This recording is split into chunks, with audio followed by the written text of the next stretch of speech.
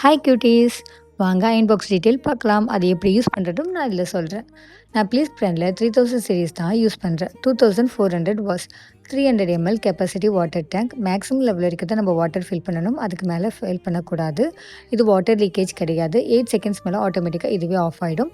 இல்லை silk, synthetic, linen, cotton இருக்குது. நான் மோஸ்ட்லி சில்க் மோடில் தான் யூஸ் பண்ணுவேன். ஸ்ப்ரே பட்டன் உங்களுக்கு ஸ்டீம் பட்டன் மேலே இருக்குது.